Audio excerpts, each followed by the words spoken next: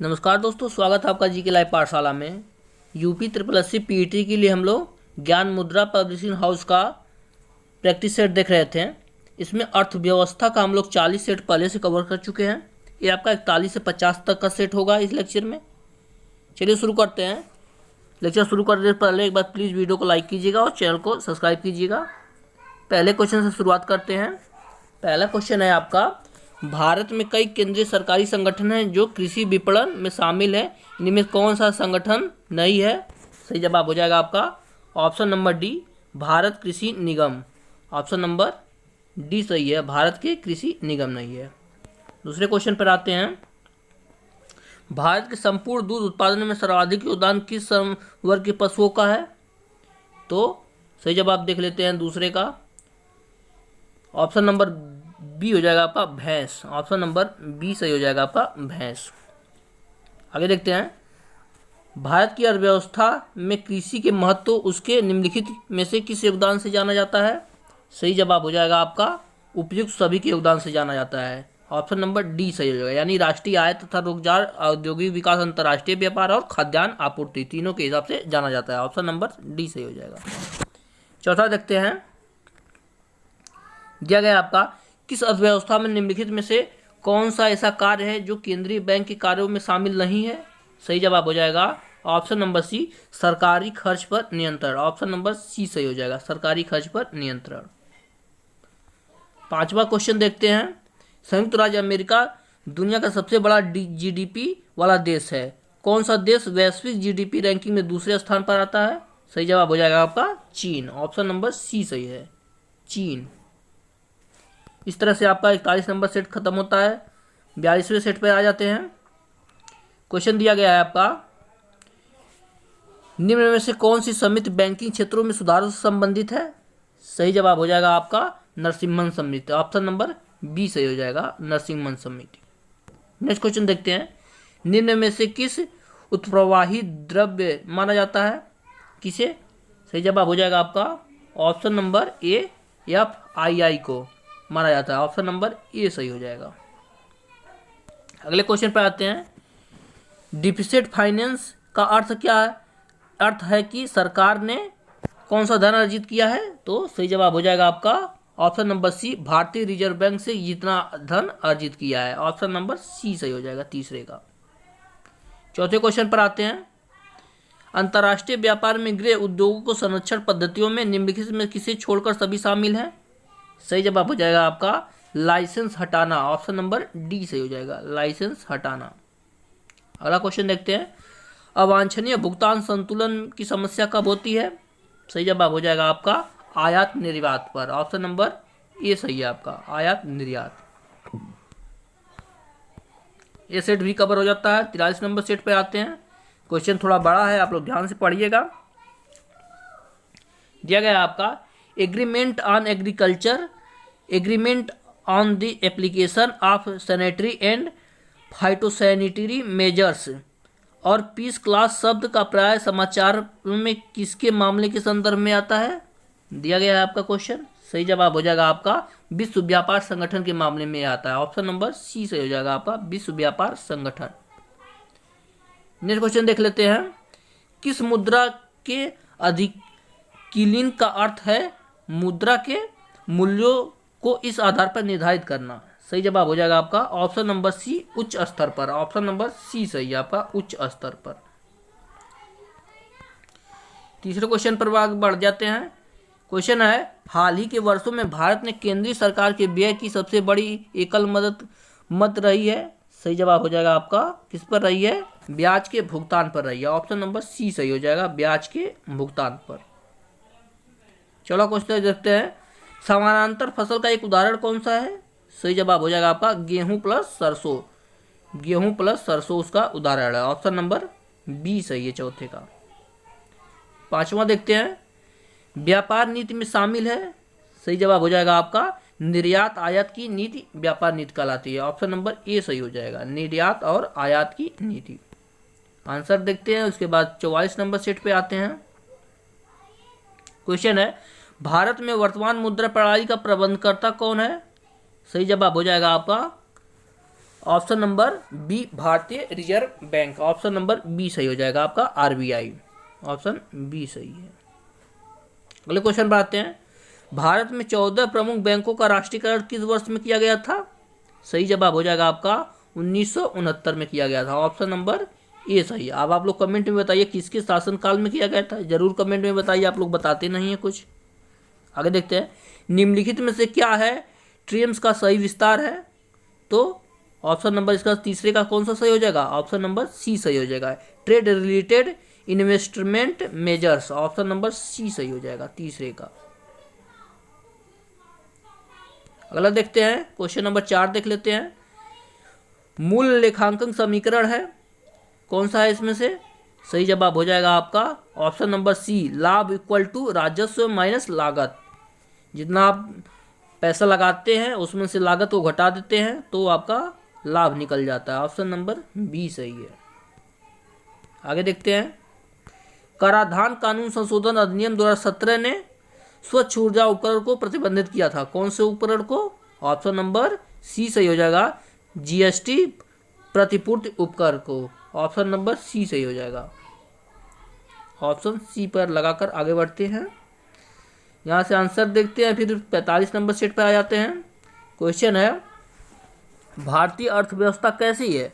तो आप लोग जानते हैं भारतीय अर्थव्यवस्था एक मिश्रित अर्थव्यवस्था है, यानी पीपीपी मॉडल पर आधारित है, पब्लिक प्राइवेट पार्टनरशिप मॉडल पर आधारित है। आगे देखते हैं, असंगठित क्षेत्र के लिए डाटा कौन सा संगठन एकत्र करता है? सही जवाब हो जाएगा आपका ऑप्शन नंबर ए सही जाएगा, एनएसएसओ स्थापित करता है, आपका एकत्र करता है, ऑप्शन नंबर ए सही हो जाएगा, एनएसएसओ। आगे देखते हैं, दूध के अग्रणी उत्पादों का सही अवरोही क्रम है, यानी आगे से लेकर घटते क्रम में दूध उत्पादन में, तो सही जवाब हो जाएगा आपका ऑप्शन नंबर बी। सबसे नंबर 1 पर भारत है, फिर अमेरिका है, फिर पाकिस्तान है और उसके बाद चीन है, ऑप्शन नंबर बी सही हो जाएगा तीसरे का। आगे देखते हैं, चौथे नंबर का क्वेश्चन, विनिवेश होता है, सही जवाब हो जाएगा आपका ऑप्शन नंबर बी सही हो जाएगा, सरकार के शेयर निजी कंपनियों को बेचना विनिवेश कहलाता है, ऑप्शन नंबर बी सही है, ऑप्शन बी सही है। आगे देखते हैं, रिजर्व बैंक का राष्ट्रीयकरण इस वर्ष हुआ था, किस वर्ष हुआ था? सही जवाब होगा आपका 1949 को, 1949 में हुआ था आरबीआई का आपका राष्ट्रीयकरण, ऑप्शन नंबर सी सही हो जाएगा। अब आगे बढ़ जाते हैं हम 46 नंबर सेट पर। क्वेश्चन है आपका, सार्वजनिक क्षेत्र में विनिवेश को कहते हैं, सही जवाब हो जाएगा आपका निजीकरण कहते हैं, ऑप्शन नंबर डी सही हो जाएगा, निजीकरण। अगला क्वेश्चन देखते हैं, इनमें से कौन सा भारत में कृषि विपणन के मुख्य दोषों में से एक नहीं है? सही जवाब हो जाएगा आपका ऑप्शन नंबर सी, अनुकूलन मंडी, ऑप्शन नंबर सी सही हो जाएगा दूसरे का। अगले क्वेश्चन पर आते हैं, सर्वाधिक वसा की मात्रा किस नस्ल की भैंस में प्राप्त होती है? सही जवाब हो जाएगा आपका भदावरी भैंस में सर्वाधिक वसा होती है, ऑप्शन नंबर बी सही हो जाएगा। तीसरे क्वेश्चन, चौथे क्वेश्चन पे बढ़ते हैं, मिश्रित कृषि में सम्मिलित है, तो मिश्रित कृषि क्या कहलाती है? तो कई तरह की फसलें उगाना तथा पशुपालन भी साथ में करना मिश्रित खेती करती है, यानी कृषि के साथ साथ पशुपालन करना मिश्रित खेती कहलाती है, ऑप्शन नंबर सी सही है। पांचवा क्वेश्चन देखते हैं, निम्नलिखित में से किस देश ने 1 अप्रैल से 31 मार्च की अवधि को अपना वित्तीय वर्ष नहीं बनाया है? सही जवाब हो जाएगा आपका अमेरिका ऐसा नहीं करता, बाकी न्यूजीलैंड, कनाडा, जापान सभी 1 अप्रैल से 31 मार्च तक अपना वित्तीय वर्ष बनाते हैं, ऑप्शन नंबर सी सही हो जाएगा। इस तरह से आपका 46 नंबर सेट खत्म होता है। आ जाते हैं अब 47 नंबर सेट पर।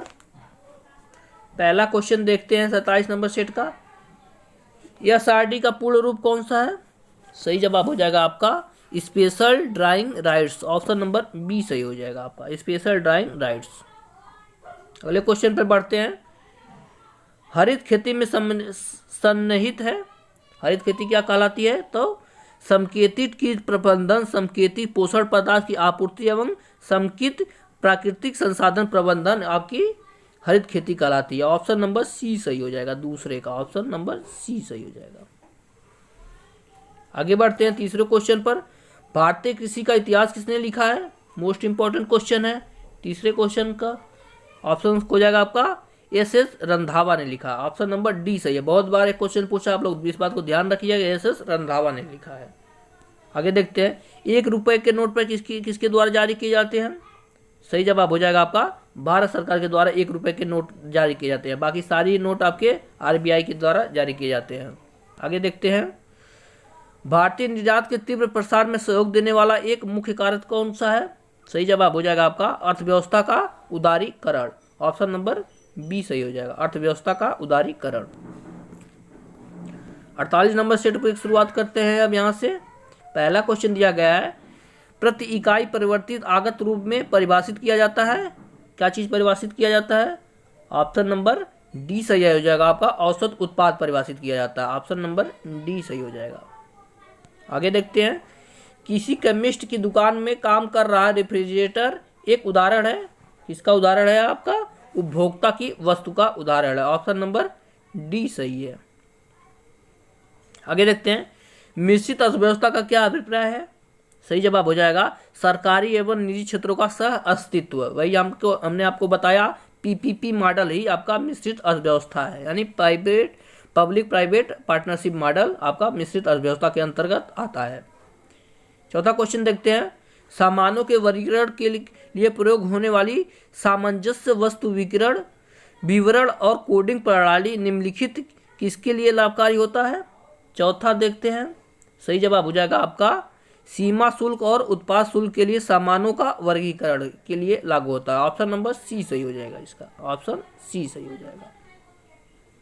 पांचवा क्वेश्चन देखते हैं, भारत में सिक्कों की ढलाई एकमात्र अधिकार किसके पास है? सही जवाब हो जाएगा आपका भारत सरकार के पास है। सिक्कों की ढलाई आपका अधिकार आपका भारत सरकार के पास है। ऑप्शन नंबर सी सही हो जाएगा। 49 नंबर का सेट देख लेते हैं।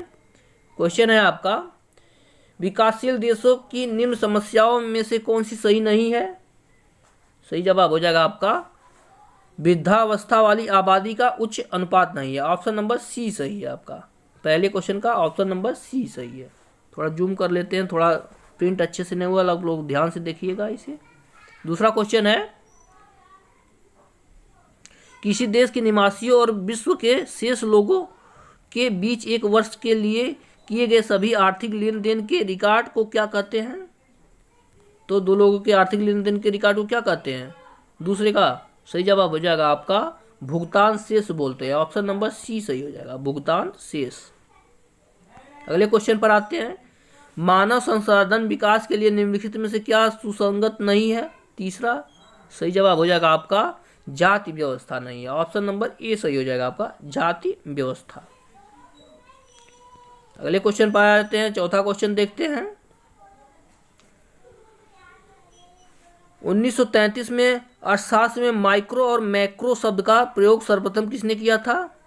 सही जवाब हो जाएगा आपका रेगनर फ्रिंच ने किया था। ऑप्शन नंबर ए सही हो जाएगा, चौथे का ऑप्शन ए सही हो जाएगा। पांचवा क्वेश्चन देखते हैं, व्यापार चक्र में होते हैं कितने चरण होते हैं इसमें? तो इसमें 4 चरण होते हैं। ऑप्शन नंबर डी सही हो जाएगा, 4 चरण। पांचवा सेट देख लेते हैं, आपका आखिरी सेट है। पहला क्वेश्चन दिया गया है इसमें, जब मुद्रा आपूर्ति बढ़ती है तो LM क्रम क्या होता है आपका? सही जवाब हो जाएगा आपका दाएं अंतरित हो जाता है। ऑप्शन नंबर सी सही है आपका, दाएं अंतरित हो जाता है। ऑप्शन सी सही है। दूसरा क्वेश्चन देखते हैं, निक्षेप सेवाएं किसे कहते हैं? सही जवाब हो जाएगा आपका प्रतिभूतियों को सुरक्षित रखने के लिए एक एजेंसी है, उसे हम निक्षेप सेवाएं बोलते हैं। ऑप्शन नंबर सी सही हो जाएगा, दूसरे का ऑप्शन सी लगाते हैं। तीसरा क्वेश्चन देखते हैं, अर्थशास्त्र शब्द किस भाषा से लिया गया है? ये भी मोस्ट इंपॉर्टेंट क्वेश्चन है तीसरा। तो सही जवाब हो जाएगा आपका यूनानी भाषा से लिया गया। ऑप्शन नंबर ए सही हो जाएगा आपका यूनानी भाषा से। आगे देखते हैं, पहली राष्ट्रीय आय समिति का गठन किया गया था, कौन से सन में किया गया था? तो ऑप्शन नंबर बी को लेकर आगे बढ़ेंगे हम, 1949 में किया गया था। ऑप्शन नंबर बी सही हो जाएगा आपका 1949। अगले क्वेश्चन को देखते हैं, जब कोई चर्म उद्योग अपने अपशिष्ट को नदी में बहाकर जल प्रदूषित पैदा करता है तो स्वास्थ्य जोखिम पर लगने वाली लागत को क्या कहते हैं? सही जवाब हो जाएगा आपका सामाजिक लागत बोलते हैं। ऑप्शन नंबर बी सही हो जाएगा आपका सामाजिक लागत। तो ये आपका 40 से 50 सेट तक था। प्लीज़ वीडियो को लाइक कीजिएगा, चैनल को सब्सक्राइब कीजिएगा और जल्दी आपका नेक्स्ट पार्ट भी आएगा। धन्यवाद।